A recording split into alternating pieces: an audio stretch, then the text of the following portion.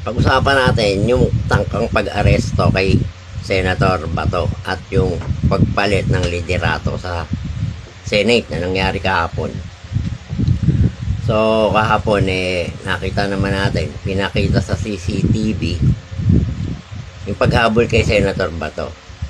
Pinipigilan ng NBI na makapasok si Senator Bato sa session hall para hindi makaboto.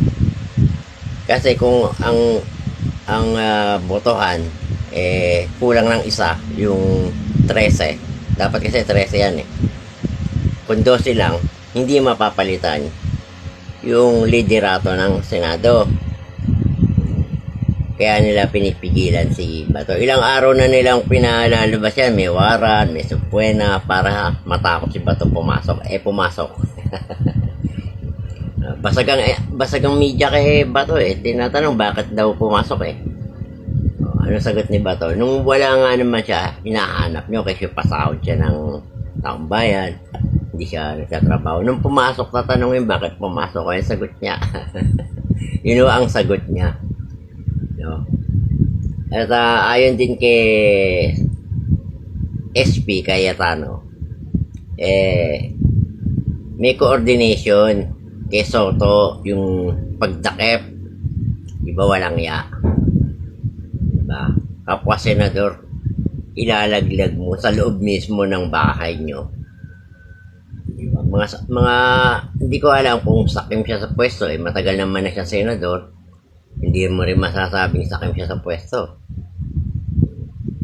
May nagkukumpas.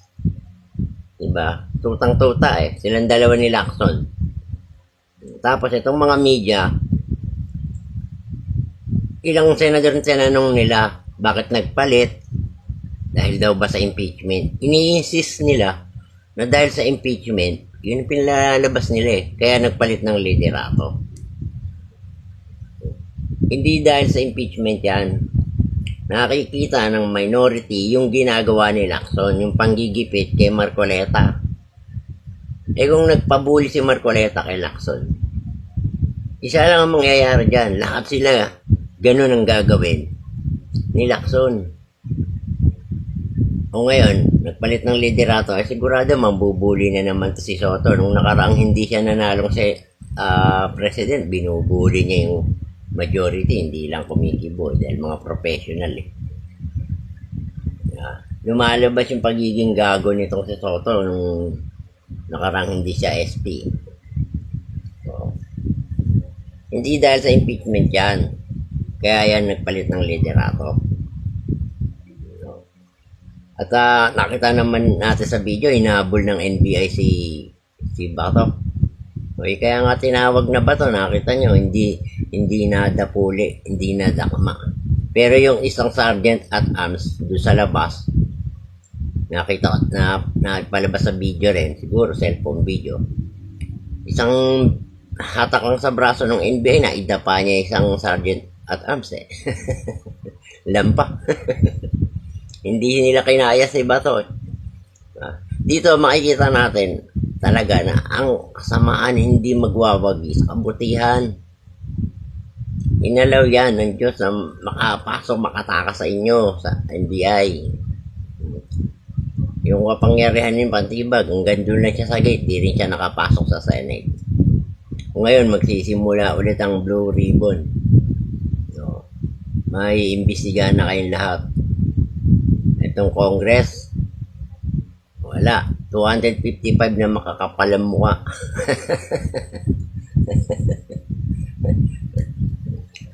Mga bayad or tinakot. O ngayon, nagpalit ng leadership. Ano kayo ngayon? Siyempre, bubusisiin ng ilan ng abogado sa minority.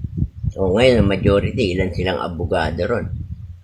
At abogado, yung Senate President, tamang-tama lang yun para sa impeachment. Balak ba namang ilagay nitong si Soto sa kung hindi siya napalitan si Pangilinan? Alam naman ng lahat na galit din sa Duterte to. Si Cayetano marunong tumingin ng kahit kaalyadan kung mali, hindi kinakampihan yan. At pagdating sa corruption, walang sabit si Cayetano diyan. So bantayan natin maigi to, at itong si Trillanes makapal talaga ang mukha kasi may nag-i-interview pa pinagsasalita pa nila, kaya yung iba akala totoo yung sinasabi nitong si Trillanes. Hindi man lang tinanong ng media kung dumaan sa local court yung hawak nitong warrant at ano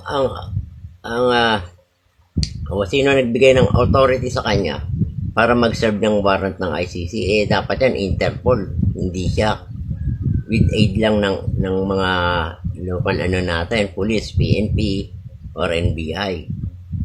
Pero dapat may kasamang Interpol yan pag sineserve yung warrant na yan. At dapat meron ding warrant galing sa local court. Ilang beses na sinabi dyan sa mga tanungan sa mga abogado yan, lalo kay Marcoleta, diba? O kaya pa tayo mga kababayan, bantayan natin itong kaganapan na to. Huwag nating hayaang manay itong semi-martial ni Uhog, ni Bongbong Marcos. Semi-martial, hindi man dinedeclare niya martial, pero lahat ng nagsasalita laban sa kanila pinadadakip pati yung palabas nilang pagdakip kay Mabanta ngayon, lumabas yung totoo, yung ebidensya sinasabi niya na inilabas sa YouTube ni PGMN, isang produce film. Hindi tatayo yan sa korte. Yung kung yan ang sinasabi nilang pinang-extort kay Martin, yung nilabas ng